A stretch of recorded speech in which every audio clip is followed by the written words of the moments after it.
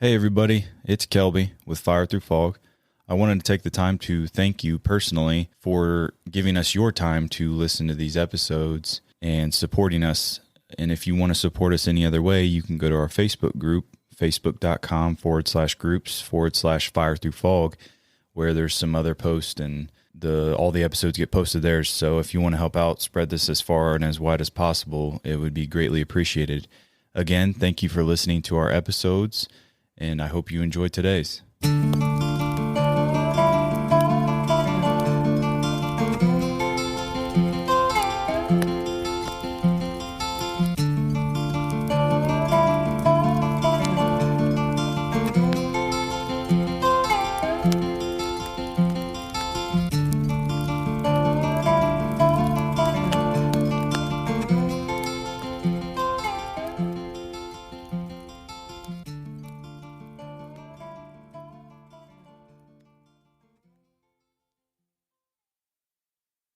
Good evening, everybody. It's Kelby with Fire Through Fog. I'm riding solo again tonight, and I'm here I just met her from the Lion's Den, and it's actually our quick 15-minute, I guess, conversation before this is honestly set the pathway for where we want to go with this. It's a different angle, and I'm super excited about it, and her name is Monique.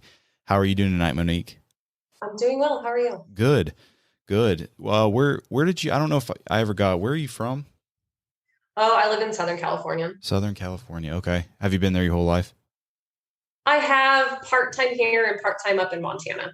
Montana. I was in the Air Force for 8 years, and if I was going to stay in, I was going to try to go to Montana. It's beautiful out there. Amazing. That's where I will end up when my kids are done with school here. That's my next journey. Yeah. Yeah, for sure. California is the weather is lovely, but there's a whole lot of other parts of it that are not lovely. So is that like LA area? I'm closer to San Diego. Okay. I like San Diego. Yeah, San Diego's nice. It's, we're just, there's a lot of taxes and crazy things here. Yeah, I hear. I'm in Ohio, so Oh yeah, my brother is in Ohio. Where at? He's in Parma. Parma. He's like outside of Cleveland. Okay. I was actually up by Cleveland today. We're on the Midwest side of Ohio, almost on the Ohio-Indiana border. Oh, uh-huh. So, my sons were in Indiana for their apprenticeships not long ago. I still have one there. Well, one's home. Gotcha. So what do you do? I am an RN by trade. And then I build houses as well. I spec build houses.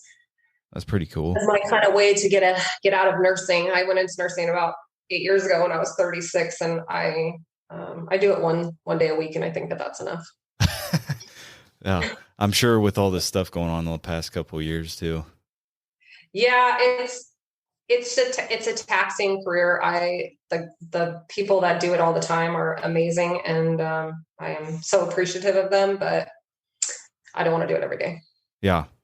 I love my patients, and I'm a really good nurse when I'm there one day a week. But if I'm there any more than that, I don't feel like I'm as good of a nurse to my patients. So it's not serving, and that's kind of the purpose. So that's a cool way to look at it. I mean, yeah, definitely. If you're not giving 100%, obviously, to what you want to do and what you love, it's almost pointless.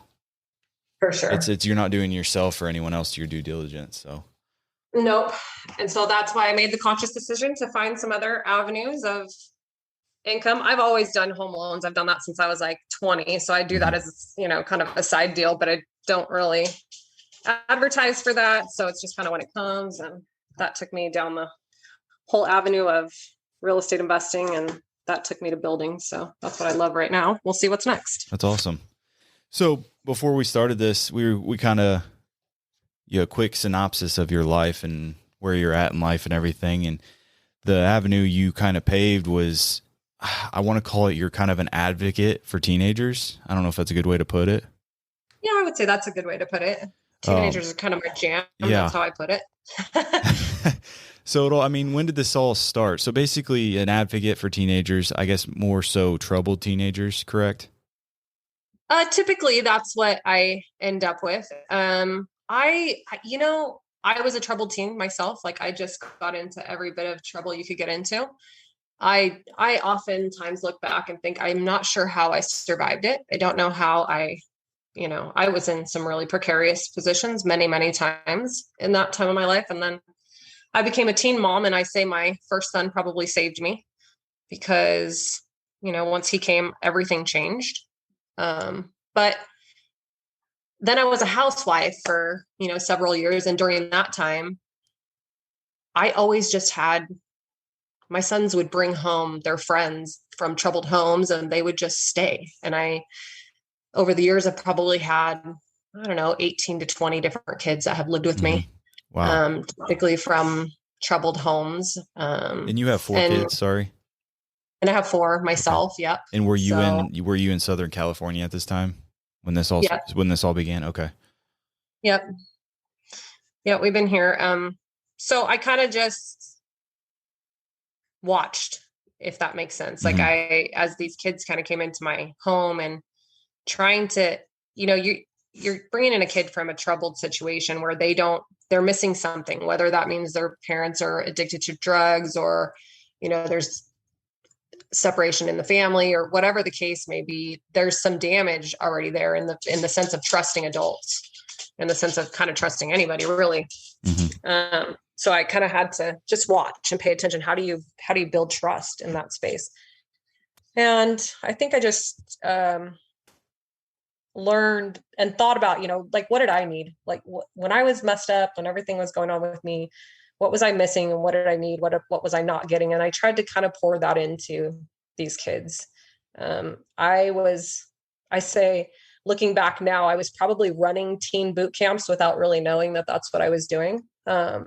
Because we had a very structured, when you have that many kids in your house, it's very structured. So, we would get up in the morning and we would have our breakfast and then, off to school. And when we got home from school, we had chores and we had homework and we had dinner time and all these different things. And on the weekends, they had certain things that they had to do. I taught them how to meditate and how to visualize and do I ams in the mirror and, just stuff that I had learned, over the years. I thought, well, this can't hurt them to do this stuff. If their self-esteem is low, this is probably an okay to teach thing to teach them. So I spent a lot of time doing that over the years with these kiddos, and my sons just notoriously brought me home more children all the time. My house was like the safe house. That's, like any kid that had a problem, my son was like a magnet for that. If he always wanted to help everybody. That's pretty cool. If there was a kid that he had seen that was like struggling with something, he brought him home. Just come talk to my mom. So open door, you kind of said you had an open door policy for any teenager. Yep. That's awesome. And it's still that way. I have a 16 and 18-year-old here now, and we still have that. It's still whatever. Yeah. It's not, we don't see it as much nowadays. I mean, I've got a couple of kids that still come around, but all of my older kids that are now in their 20s that I had when they were younger, they're still all in contact. They still come to see me and call me. And it's cool to see what their lives have become, So, I mean, have you, being under your roof, did they turn their life around? A majority of them, if not all of them? Yes and no. I think that during the time they were with me, yes, because there was expectations and consequences if the expectations weren't met. And I worked really hard to build relationships with all of their parents in any way that I could. Because, you're basically asking somebody to trust you with their kid. And that's a really delicate spot. And it's, I never wanted a parent to feel like they weren't doing their job good enough and their kid needed to come to me or anything like that. It was more always to me like, how do we build a bridge? How do we build the gap there so that I'm not the place that they come, but they come there. And sometimes that just wasn't possible because their parents just weren't in the place to do that. And that was okay too. But as long as I could, kind of get permission per se from the family in whatever way I needed to get it to allow me to, if you're going to live in my home, you have to follow my rules and there's going to be consequences. And so that might not look the same to somebody else's house. They might have come to me and they didn't have any rules at their house. But if you're going to come into my house, we lived by my rules and you had consequences for those. So the expectations kind of helped them to stay on course. Yeah. And having the ability to openly communicate what was going on with them and knowing that that was a safe place to do that. I never allowed any of these kids to do anything. It's not like a free pass. Not like, okay, well, it's the weekend. You can go and party. Just make sure you call me. You wouldn't let it. Yeah, you wouldn't let them do what you wouldn't let your kids do. Right. Kind of thing. So that was never a thing. But did that happen? Of course, because they're teenagers and teenagers do those things. Yeah. So on the other end, there was always, okay, we need to discuss this. We need to talk about this. We need to see what we're going to do different. And for me, I always kind of had a rule in my house that was like, don't make life choices, and life choices meaning if you get in a car and you drive with somebody that's drunk or you're drunk and you kill somebody else, that's a life choice. You're not coming back from that. If you do a drug one time and that drug fries your brain, you're not coming back from that. So stay away from life choices. Like, it's okay to make some mistakes because you're going to do that growing and learning, but don't make the big ones. Don't make life choices that you can't come back from. Yeah. So we didn't really have any of that. What's that? We didn't really have any of that when they were with me. So going back, did you get an inkling with do you get an inkling with these kids from based off, I guess when you first started, now you're into it, you've kind of already established and everything. But when you first started, did you get this inkling from your childhood? Like you could tell these kids were in a bad spot or they needed a little assistance, like from your childhood? Yeah. I think it's interesting. Over the years, I've tried to figure out like what would have led me down this path, because I've had a lot of people ask me that, like, why would you do that? Why would you want, these kids in your house and this and that? And I think, a couple of things. First of all, I was a troubled teen. So I get that part. And the other thing is I grew up across the street from my grandfather, and my grandfather always had a ton of troubled kids in his house. So his house was always an open door. So I had tons of aunts and uncles, as we called them, right? That I grew up seeing that. So I always had this draw, I guess, to that because it's what I knew. It's how I grew up. So it was never, I never really thought about helping any kids. Like that wasn't my house was open, of course, because my grandfather's house was open. That's just how it was. I never really thought about it. I was very young when all these things started. So I never thought about it. And then as they came in, I would notice, like Jake came to me when he was in second grade. My son brought him home and he came home, he said, "Hey mom, can my friend spend the night?" And I was like, yeah, but I don't know his parents. Like, is there a phone number for me to call? Like, there's this kid at my house and I don't know anything about him. He's in second grade, Yeah. And my son kept telling me, no, it's fine. His dad will be back later. We'll call him later. Well, 3 days later, his dad showed up. I didn't hear from anybody that whole time. Not a mom, not a dad, not a nothing. And I'm thinking, this kid is in second grade. Like, I'm going to go to jail for kidnapping or something, And his dad had come 3 days later. And I found out that, Jake's mom had left when he was 2 and his dad was much older and he was having a lot of problems of his own. And he was trying to raise Jake by himself and it wasn't going real well. By that point, Jake had missed over 100 days of school. And so I built this relationship with this man and basically asked him to entrust his child with me because I couldn't let him go back to that environment. Like, he's telling me there's no running water at the house and all these things. And I'm like, what the heck, And so that was the start of having Jake. And I had Jake until he was a freshman in high school. Wow. And when he first came to me, he was, he wouldn't take his socks off. He wouldn't let me have his socks to wash them because it was the only pair he had and he wouldn't give them to me. And I'm like, it was like so bad, it's stinking up the whole room. And I'm like, okay, we gotta figure this out. And I would find like he would take like snacks out of the kitchen and he would hide them in the room because he didn't know when he was going to eat again. Wow. And so it took a long time with Jake to break that down, because again, when they're coming from troubled homes, a lot of the time they don't have any trust in adults and they've learned how to take care of themselves and internalize things and all that stuff. And so Jake was probably my greatest teacher. He taught me a lot about paying attention and looking at signs and trying to get into his space because it took a long time. It took me probably a year for him to let me hug him. Wow. And he was in my house every day, and I'm like, I'm very affectionate. I love all my kids and all that stuff. And so with Jake, it took a really long time for him to let me in that space. And then once I did, he flourished. Like he did so good. He was a straight A student. He was in choir. He was racing dirt bikes. Like it was really good. That's awesome. Yeah. So with the So parent, sorry, I was wanting to ask this, but with the parents, did any of them ever get like defensive or anything? That like, but because no, you built a relationship, it's awesome that you prioritize that to do that first, and ask for permission and make the situation comfortable for them.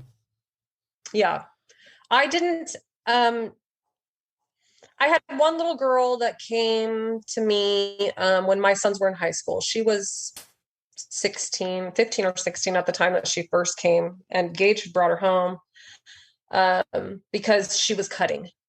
And he was like, Mom, you have to help her. You have to help her. And when she came from a good home, like her mom and dad were both still together. There was no issues at home for her.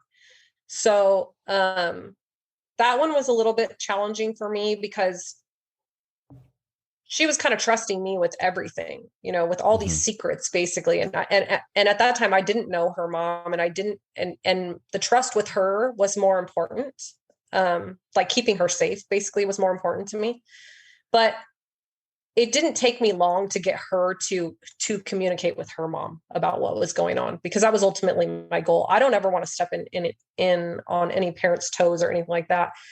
But in some senses, I still kind of look back and wonder, well, was that the right way to go? Because I don't know that I would want somebody to not tell me that about my daughter. Yeah.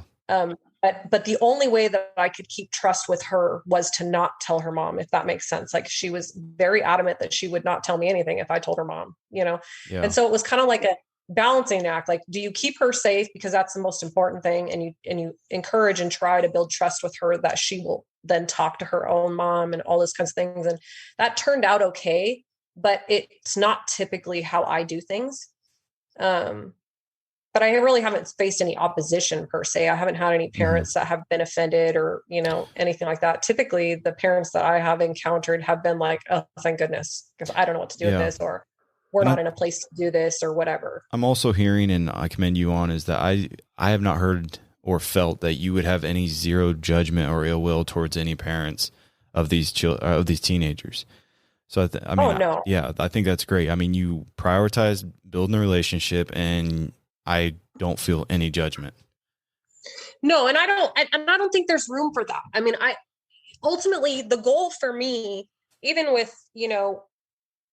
what I'm doing now, the goal is always to help a teenager. Well, in order to help the teenager, you have to be able to help the parent. And how are you going to help a parent if they don't, if they feel judged or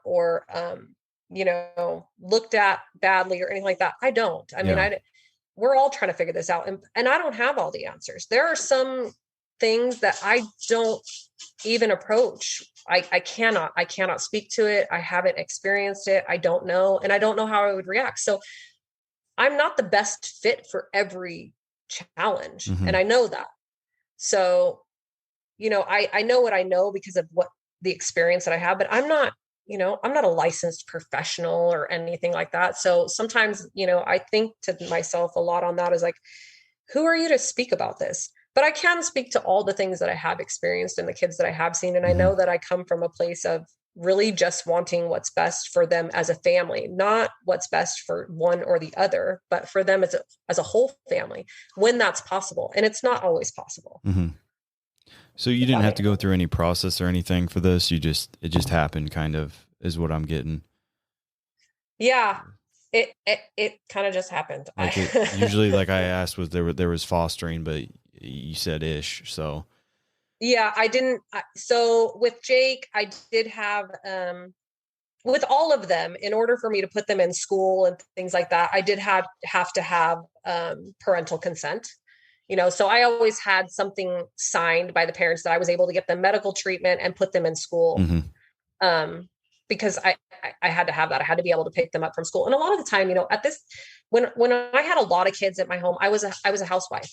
So I had the time to do that. I was at home with them anyway. So I had the time that if somebody got called into the office and they were sick or whatever, I could go pick them up. But you wouldn't ever be able to do that without parental consent. So I always had that with any kid that lived with me for any length of time. Okay. Now, is this something that's normal in that area? Like, I mean, were No, you known as the open door to anyone really? I think just with my kids' group of friends is kind of where that came from. I didn't go out looking for it. I didn't Yeah. advertise it. It's just kind of like my kids' friend groups or anyone that they kind of thought might need something. Okay. They just brought them home. I never really, I never really did any of it. It was mainly my sons that just brought them all home. And now my daughters do the same thing. So it's kind of been an ongoing thing. Does it cause any issues between them, like your kids with these No, other and kids? the really beautiful thing about all of it is that my kids have learned very early on. um they never felt like they were missing anything with me. They never felt like they were giving away their room or their love, or they didn't get extra presents because we gave presents to other kids. They never felt any of that. And if you ask them, they'll tell you that they miss it when we don't have anyone here. They miss it when nobody is around because they've always had it. It's kind of been something in our life for so long that, they don't have any feeling of bad towards it. It's always a good thing That's really to cool. them. So you Yep. left off. So we had a little window there of a couple questions, but you left off on Jake, how he was flourishing and stuff, and you were about to say something. I apologize. Oh, no, that's fine. So I was kind of transitioning in life when Jake and Gage, they're both the same age, my son and Jake, Hmm. they were getting ready to start high school. And I was going through a divorce and I was in nursing school. And I moved about an hour and a half away from where we had been living. And at that time, Jake's dad did not want to let me take him with me because up to that point, he lived around the corner and he could come and see Jake whenever Hmm. he wanted to. And so it was never an issue for Jake to stay with me there because, his dad could just come whenever he wanted.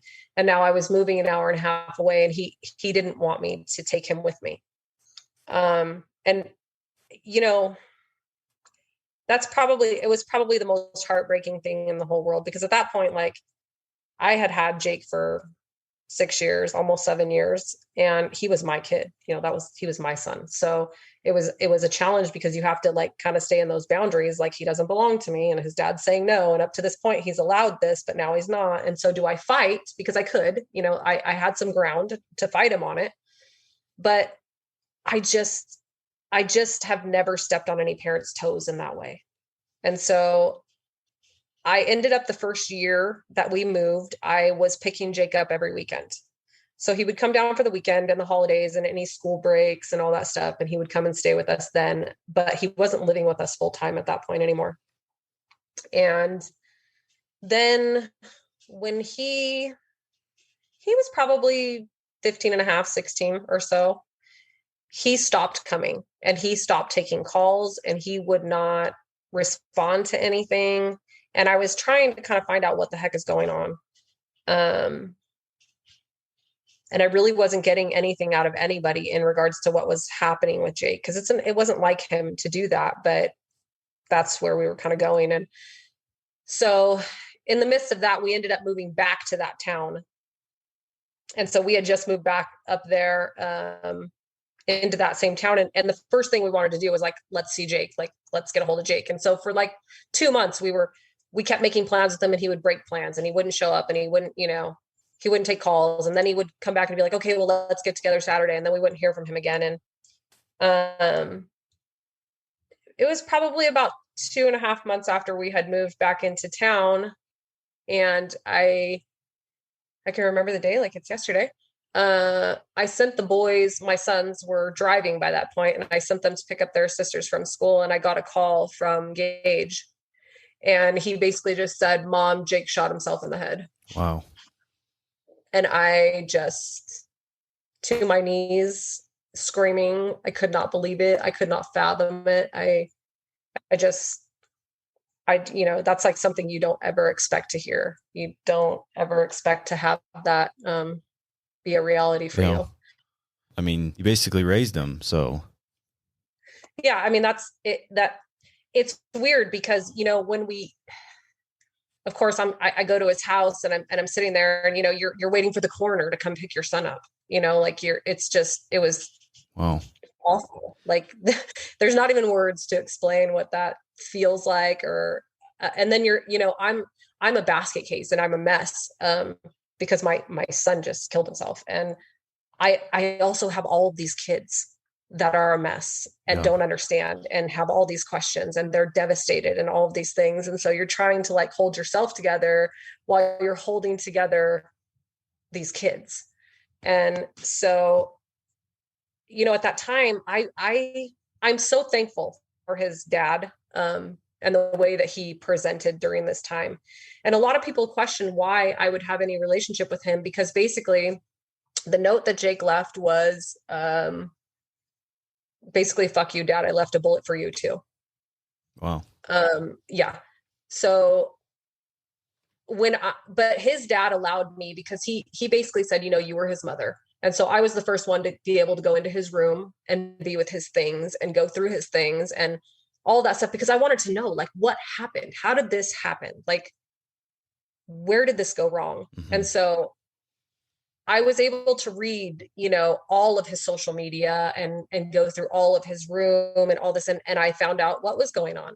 And I needed that, because I had no clue when I last seen him, there was no issues. You know what I mean? Like he was doing well and everything was good. And so I knew something was wrong because I hadn't been hearing from him, right? Like it had been almost a year that I had even heard anything from him. And I was reaching out and doing all these things and he was avoiding. And so I knew something was going on, but I did not know to what extreme. And I guess his dad and him had been fighting a lot, and he was very deep into drugs, and selling drugs and just a whole hot mess of things. And, I could have a lot of hate for his dad for that, but here's the thing. I know what I know about Jake, and what I knew about Jake was he loved his dad no matter what. He thought his dad was a hot mess. He knew it, but he loved him very, very much. And so I couldn't be disrespectful to that man, knowing that Jake loved him so much. And I'll tell you, to this day, there's still not a Mother's Day that I don't get a card from him and Jake, and he calls me on Jake's birthday every year and all those things. But when we went through kind of the funeral process, his mom that had left at 2 years old showed up. She came back. Wow. Yeah. And it was really challenging for me because I hadn't heard from that woman one time in all the years that I had Jake. She never talked to me. She never called. Nothing. And so to have her show up and play mom was like really challenging for me. But I let her have it. I let her do her thing. The only place that I kind of drew the line with her was, I wanted to see him before his burial. They were not going to, it's a suicide. Typically they don't do that and all that. But look, I hadn't seen my son in a year and I needed to see him. I needed to say goodbye. That was my thing. And I needed to do that. And she had said no. She was like, no, we're not going to allow that, and blah, blah, blah. And I went to his dad and I said, listen, all of the years that I raised this kid, I never asked you for anything. And this is the one thing I'm going to ask you for. And I need you to do it. And he did. Wow. And so, that's good. I needed it. I just, for my closure, for my purposes, all that stuff, like I needed to hold my son's hand and say goodbye and do all those things. And so that was, but during the funeral, I let her play mom and I let her stand up and do her thing and whatever, because that's okay. Do what you got to do. At the end of the day, she gave birth to him and all that stuff, so she can have it. It's okay. So that's the only, I guess, opposition you would say from a parent. But during the time, she didn't ever call me. She never had a single conversation with me. So yeah, that had to, honestly, that had to sucked, obviously, but you're an honorable person, and I have tons of respect for you already from everything you've told me, and just how you carry yourself and your reactions and everything is just awesome. I think that, especially during that time, what I have learned over the years is that kids react to what they see. It's what you show them, not what you tell them. And so I had a duty to all of these kids during that time. And then, over the years to show up how I expected for them to show up, or what I wanted to have them show up as. And, we learned how to grieve together. We had a lot of time where we didn't close down. We didn't stop talking about him. We didn't do any of those things. It was very open in the house. I actually had gathered about 12 of them for 6 months, stayed with me. Because I couldn't have any one of them in danger, I guess. And that's what it felt like. It felt like they were so crushed and so devastated and didn't know how to deal with this at all, that if they didn't have each other, one of them might do something stupid. Mm-hmm. So I kept them together.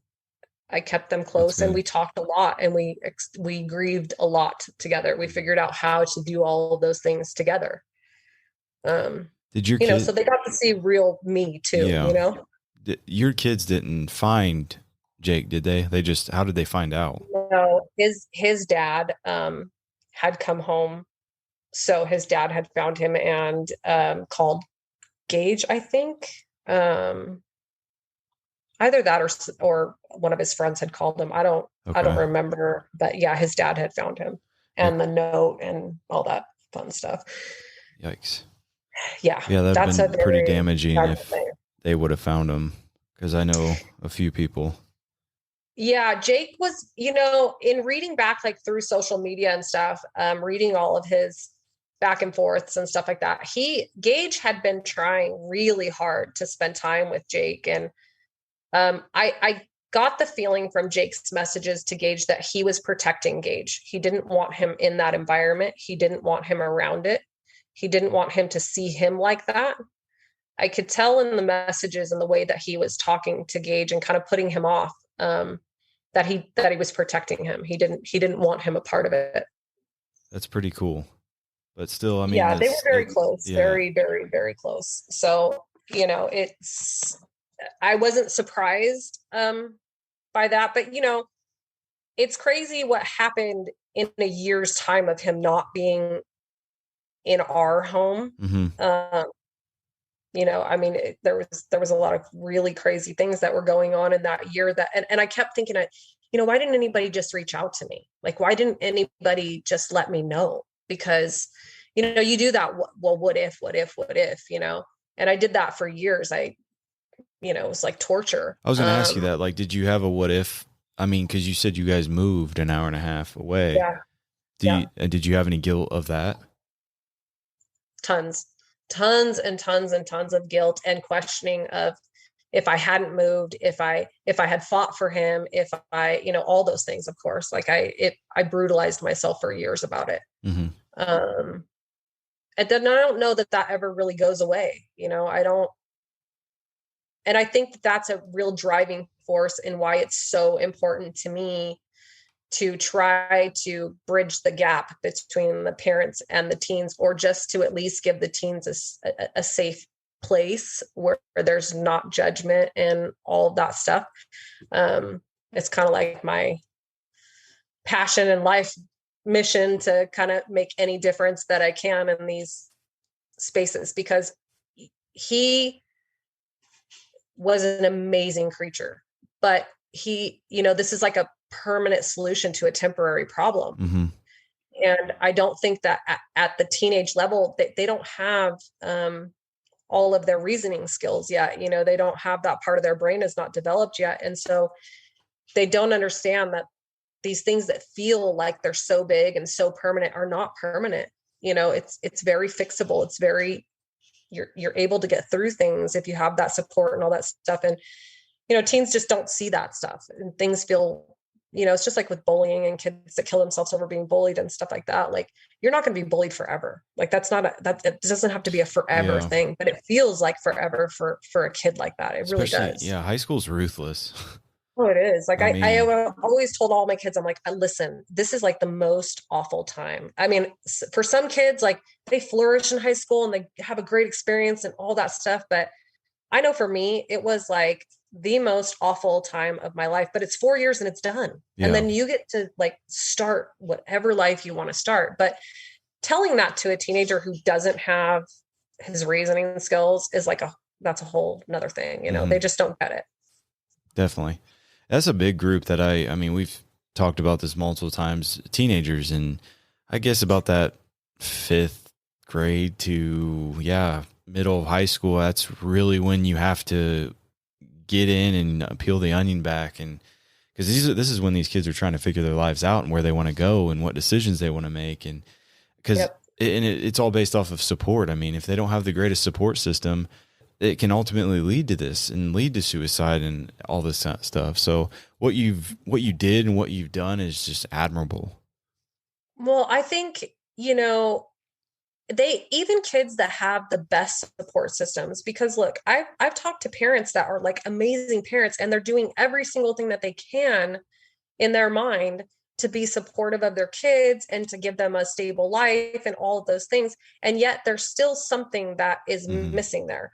I think there's a degree of like having to be vulnerable, and having to share who you are, because Yeah. at that point in a teen's life, they're almost adults. We're giving them a ton of responsibility and they're trying to push their limits and they're trying to see where they can safely go and all that stuff. And we're still being parents where we're like standing above them instead of getting to where they are Hmm. and be in their space. And you're not going to build trust and you're not going to get communication, even if you're the most loving and supportive parent, unless you can get into their space. And you're not going to get into their space if you don't share who you are. If you don't let them see your mistakes and your failures and apologize when you make mistakes and all of those things, if you don't ever show that part, they're never going to trust you to show that No, part of them to you. that's a great point. And I mean, the age we live in with social media it really doesn't help, but it's just No. another dynamic we have to figure out. And you have different generations that are trying to figure each other out and so many advances between each generation. It's just crazy. Yeah, for sure. There's a lot for these kids to be dealing with. And it's different. Like when I was a kid, if you got bullied, like somebody came up to you at school and bullied you, you didn't have to get, text message from random numbers that you don't know. You didn't have to get cyber bullied where nobody even has to come up to your face. Hmm.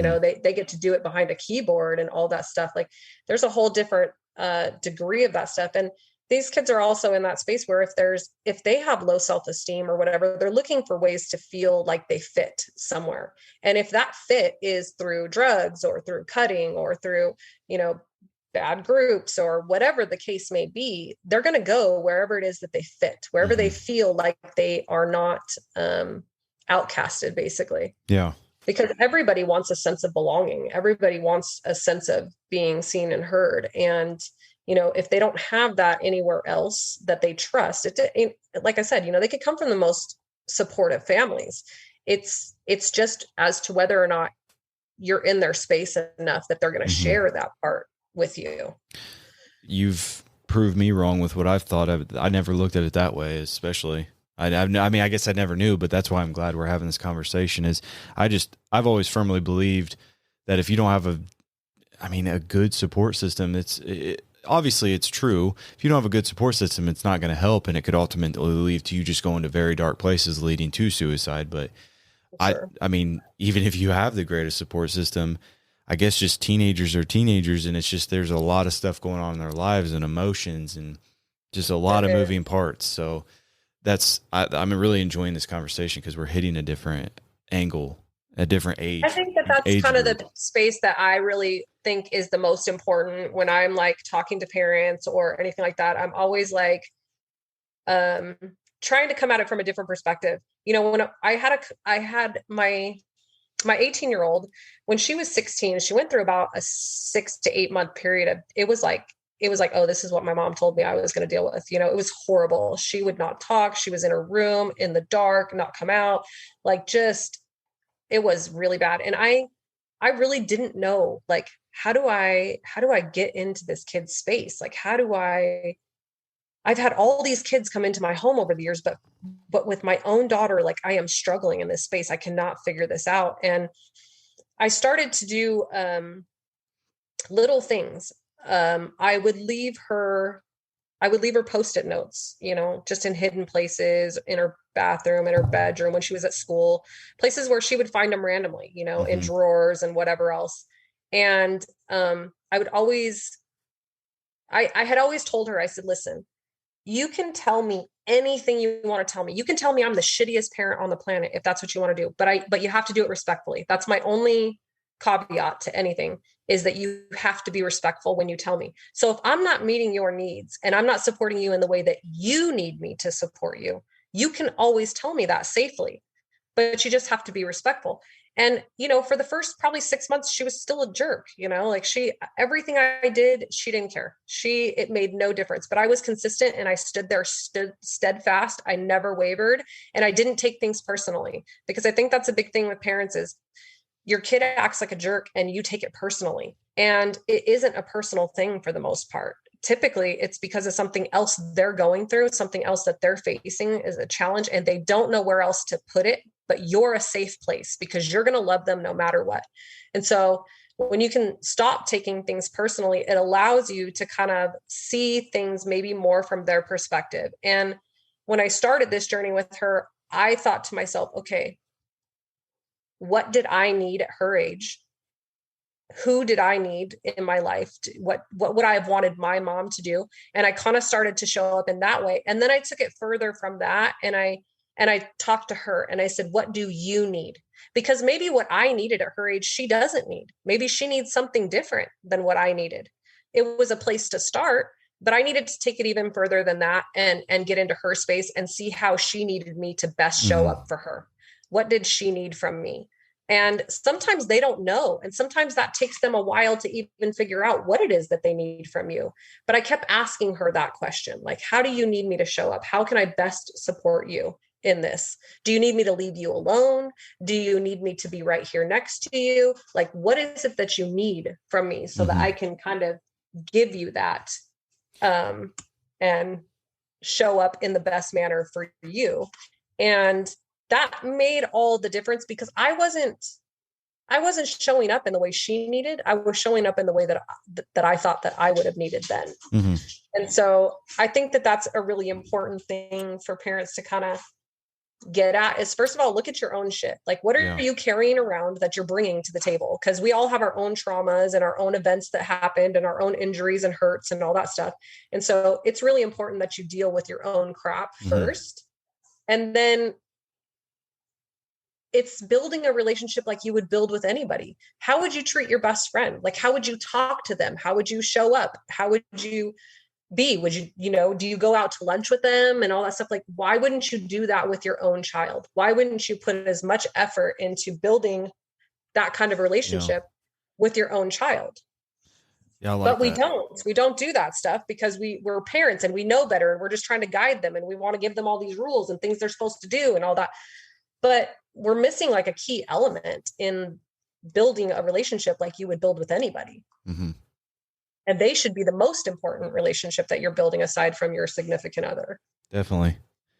I like that. I mean, the biggest thing that's sticking out to me is just getting into their space. And this is going to help me. I've got a 9-year-old, a 7-year-old, and a 3-year-old. So I've got a little ways, but I know it's going to fly. I hear it all the time, but it's definitely going to help me. And I think this could honestly help a lot of people.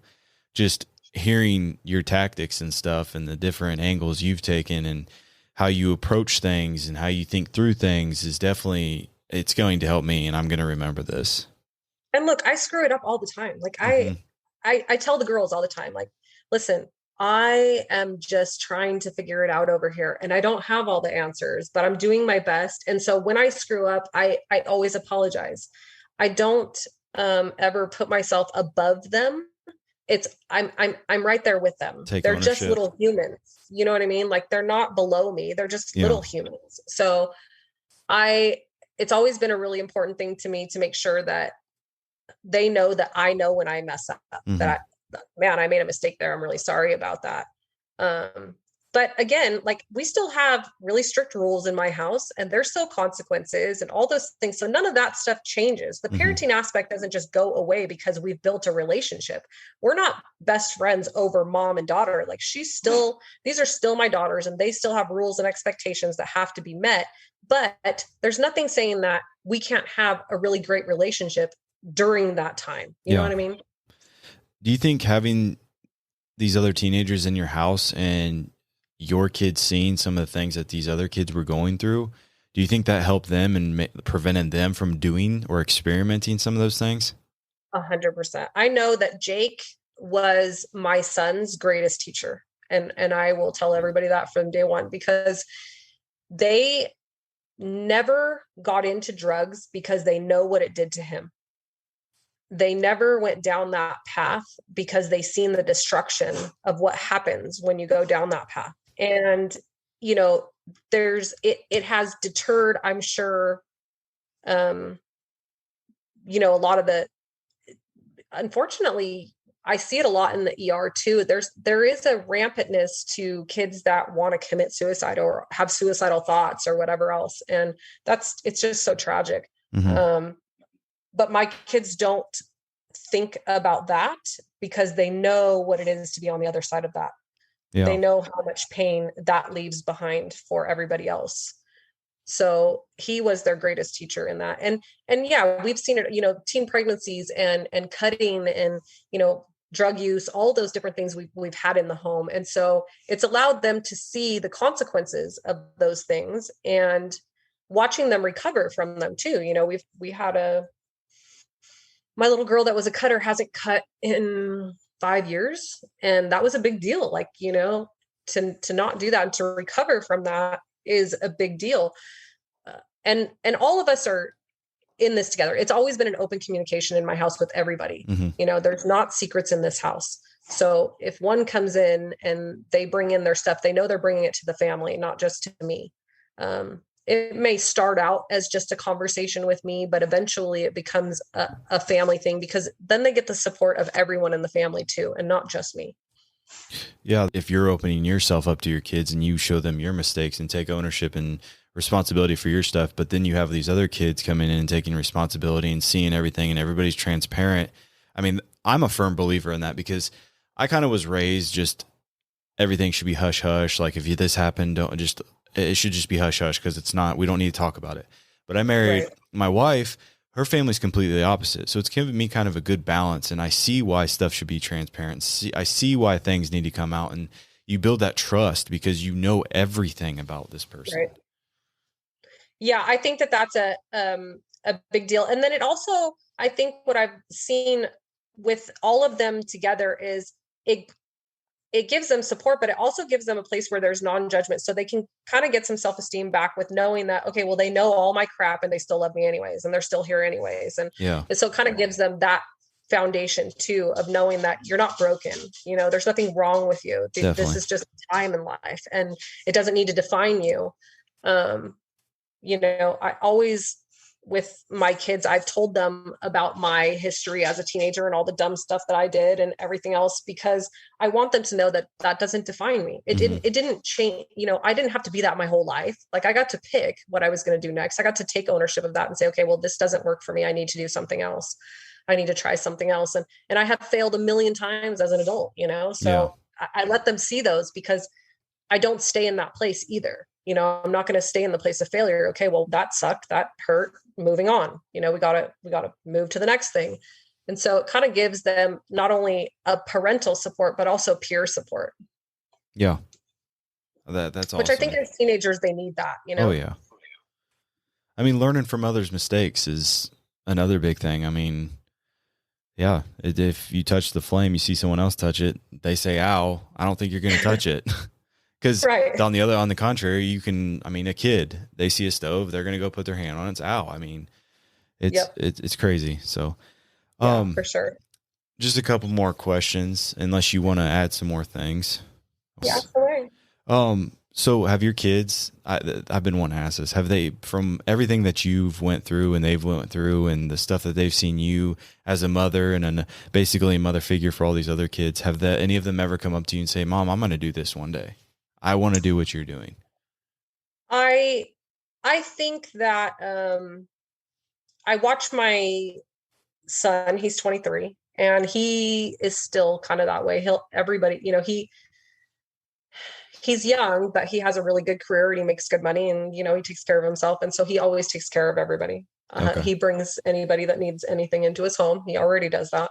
I don't think they consciously know. My oldest daughter is really, really wants to work with special needs kids and stuff like that. So I'm sure that there's a degree of that, just seeing how you can kind of make a difference in people's lives, just kind of being. Yeah. So they see that, but I don't know that any of them necessarily have that intention. I didn't have that intention. So That's not awesome. surprised by that. That's really cool. I didn't set out. I didn't really set out to do any of that stuff. It just kind of came. And what do you do? Do you just, had Jake come to me that day and I, took him to the police station the next day or something, like, what does that look like? I don't know. I just knew to do whatever my heart told me to do at that time. So it just kind of blossomed from there, but it was never my intention. I wouldn't say I didn't set out to do that. And then I was a single mom of 4 going to nursing school, and so, what do you do with that? Can you still, now I don't have the income that I had before, and I don't have the home I had before, and I'm not home with these kids like I was before. And so do you stop doing it? Well, no, we didn't stop doing it. I just figured it out. Yeah, definitely. I mean, I don't know what your faith is, but it seems to me like a domino that needed to fall with God and your plan and everything. And that's really cool. It's just like, it was just placed, like it wasn't forced or anything. It just happened and you were the right person and you just thrived. Yeah, I think that it was definitely God's calling for me. I feel that every day. And it's even funny because even as I work in the ER, I still tend to try to work in the psychiatric area more so, because that's where I feel like I save lives. Like you're in the ER and that's what you do, right? You save lives, you bring people back and you treat the ill and the wounded and all those kinds of things. But for me, I feel like if I'm able to spend some time trying to love you while you're there and help your parents and give them some tips and things like that, then I'm doing a duty there too. So I try to spend as much time in that space even at work. Because it's just my calling. It's what my heart calls me to do, for sure. That's awesome. My final question for you, what advice would you give to others that are in this kind of space, or for any teenager in this kind of space? What advice would you give? Because my original question was, what does it mean to you to be a fire through a foggy time? And I that's more of a broad question, but I guess my co-host, who's usually with me, he changed the question up, and it makes it sound better. I think the best advice that I could give to parents that are struggling is humble yourself, I guess, and try to look at your own crap and what you're bringing to the table, and then try to think about what they must be going through. Try to put yourself in their shoes. There's a lot for teenagers right now. It's a big space, and it has been a very big space the last year and a half with all of the isolation and things like that. And so kind of humbling yourself and putting yourself more in their space and trying to build that relationship. It's not hard. We build relationships with people all the time. So put more focus on building it with your kid and be consistent over and over and over again, because they're not going to take it right away. If you have been one way their whole life, and now all of a sudden you're turning the corner and you're, trying to get into their space and you're leaving notes and you're doing that kind of stuff, but it's like hitting a roadblock. That's okay. Stand there anyway. Keep doing it anyway, because eventually that wall's going to crack a little and a little bit more and a little bit more. But if you give up and you stop being consistent, they're going to go, yep, see, I knew she would do that. You know what I mean? So it's like just standing firm and standing steadfast and building that relationship, even when it hurts you. Cause I can't tell you how many times I went to bed crying, like, I can't get to her. But I just didn't quit because I couldn't. It's my daughter. I can't quit. And for teens, it's a really hard space, because I think that teens don't typically go to adults, right, with their stuff. They'll typically go to another teen. But always I tell my teens, just don't make life choices. It's okay to make mistakes and they don't define you, but just don't make life choices. Think about long-term. It's really hard to do that as a teenager, but try to think about things just in a little longer term. Like if I do this, it might cause this, just, some cause and effect, which is definitely difficult for teenagers to do. Yeah. And I would say for teenagers to try to open a little bit to their parents. If the parent is trying, try to give them a little space, try to give them Yeah. a little bit of, something. But I think that goes along the lines because I'm kind of, I've got three words in my mind right now as parents should show for themselves is, well, just a lot, just taking responsibility is a big one, but being transparent, humble, and vulnerable, which they all kind For of mesh sure. together. Yeah, for sure. Vulnerability has been a really big part of everything Hmm. for me in these relationships with kids and with parents, because it's not only that you're trying to build a relationship with these kids, but you have to also build a relationship with parents. And so for me, I had to really learn who I was, and know that it's okay to show that part of me, all of it, not just the good, but all of it, Yeah, because that's the real stuff. And that's where people are going to open up more to you, is if you show the real. definitely. This was awesome. I'm not gonna lie. Like all of these conversations have been great, but this is a different angle. Like we said at the beginning, it's been great. I mean, I've taken a lot. My sheet in front of me right now is full. I have a lot of things starred, a lot of check marks, a lot of good stuff, good nuggets, basically that you've provided. And like I said, I keep repeating it. It's gonna help me, and I hope this helps a lot of people. And I hope so too. I'm really appreciative that you gave me the opportunity of to course, kind of share that story. of course. I mean, and it's every person that's come on here is definitely kind of said they just feel relieved kind of talking about it. No matter how many times they've talked about it, it just feels good to keep talking about it.